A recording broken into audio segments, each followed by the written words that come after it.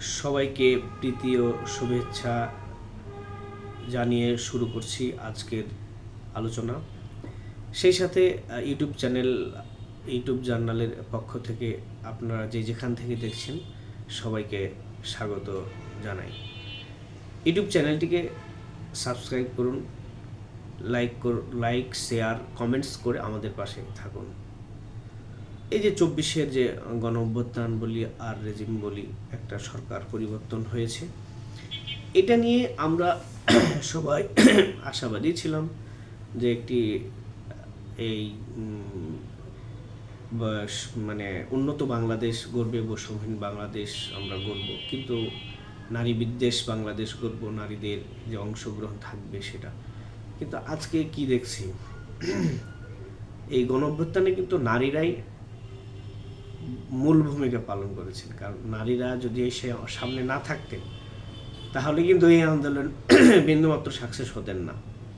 আর আজকে 1 বছর প্রায় হয়ে গেল, নারীদের উপরে বিদ্বেষ, ধর্ষণ, রাহাজানি, তারপরে সেক্সুয়াল টর্চার, খারাপ ইঙ্গিত, তারপরে নারীদের বোরখা পরতে হবে, স্বাধীনতা নেই, কেউ এখন কোনো নারী আর রাস্তাঘাটে বেরোলে নিজেকে নিরাপদ মনে করেন না। এটাই বাস্তব, এটাই সত্য কথা। কিন্তু যে নারীরা এই অভ্যুত্থানে অংশগ্রহণ করলো, অংশগ্রহণ করে কি ফলাফল দেখতে পেল? একটা অন্যরকম বাংলাদেশ দেখতে পেল।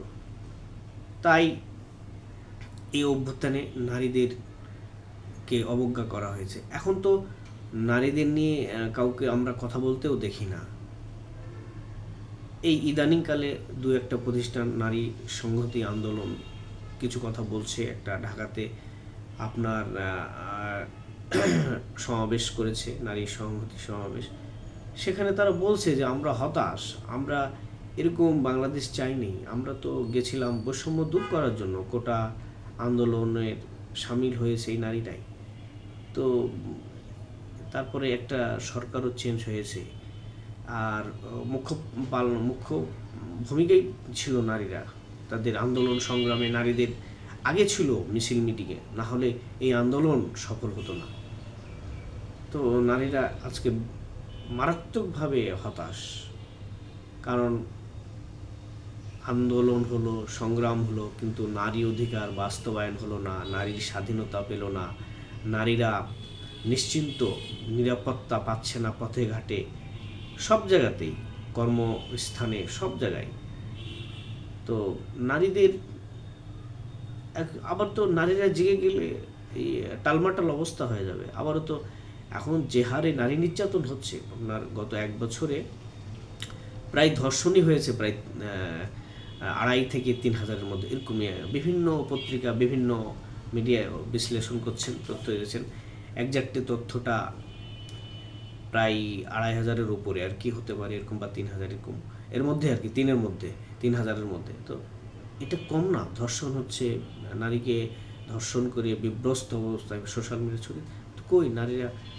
আসিয়া তো হয়েছে, রেপ হয়েছে, কি হয়েছে? তো কোনো প্রতিকার নেই। এভাবে নারীদের পিছিয়ে দেশ উন্নত হবে না।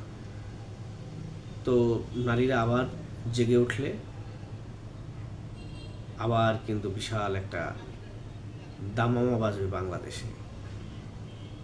এবার হবে কিন্তু অন্য খেলা।